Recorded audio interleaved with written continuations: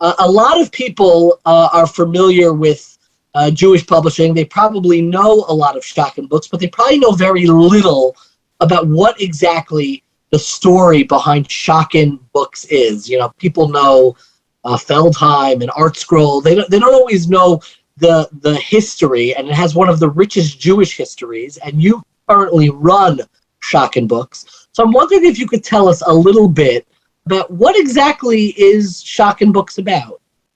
Well, Schocken books was started in Germany in 1931 by a man named Salman Schocken. He was a merchant. He was an owner of a chain of department stores. This is sort of a side conversation, but the idea of department store, the concept of a department store, was actually invented by Jews in Germany at the end of the 19th century and the beginning of the 20th century. Prior to that, there were shops that sold men's clothing. There were shops that sold women's clothing. There were shops that sold housewares. And this cohort of German Jews had the idea to put this all together into one department store, and Salman Schocken was one of those people. And they very intelligently kind of carved up the German Empire so that they wouldn't be in competition with one another. So Salman Schocken's territory was in Prussia. It was in South East Germany. He had 17 department stores, and he became incredibly successful at this. But he was also a self-taught Jewish intellectual. He did not grow up with much of a Jewish consciousness. His family were secularized Jews. He read Martin Buber's Tales of the Hasidim as a young man, and that changed his life. He realized that there was this enormously rich Jewish cultural heritage of which he was completely ignorant. And he started reading up on Jewish history and culture, going all the way back to the Bible and medieval works, philosophical works of the Renaissance. He became incredibly well educated, and he decided that this was something that the very assimilated Jews of Germany needed to know too, that there was this incredibly rich cultural heritage of which most of them were ignorant. So he started out by being a patron to Jewish authors.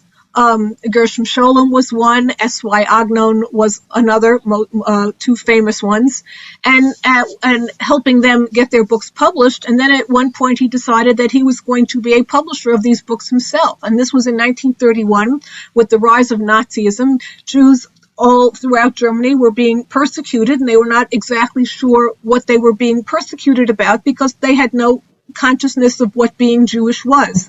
So he started Schocken books in 1931, and then with the rise of Nazi Germany and the Nuremberg laws, it just became increasingly difficult for Jewish publishers to function.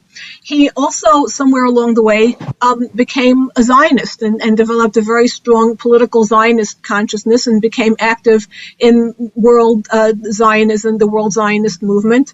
So in 1935, he left Germany and left Schocken books in the hands of his lieutenants there. And he first went to Switzerland and then made Aliyah to Palestine and started a branch of Schocken books in Tel Aviv. In 1938, Schocken books in Germany was closed by the Nazis after Kristallnacht.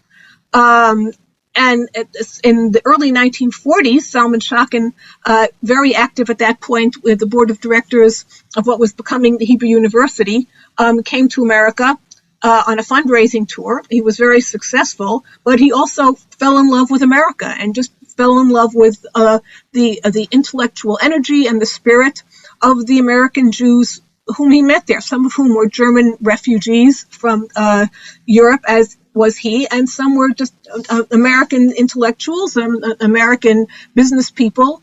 And he felt that what he was doing, what he had done in Germany, he was going to start now doing in America, and then founded Schocken Books in America in 1945. By that point in time, his family was in Palestine. He brought his son Theodore over to America to help him with the business, and that was the beginning of Schocken Books in 1945. The first books that he published were translations of the books that he had published so successfully in Europe. Martin Buber and Walter Benjamin and Gershom Scholem among them, and then eventually bringing Kafka to this country, which had already The Trial in the Castle been published in the United States by Alfred A. Knopf in the 1930s. But sometime in the 1940s, Schocken brought all of the Kafka works under the Schocken umbrella.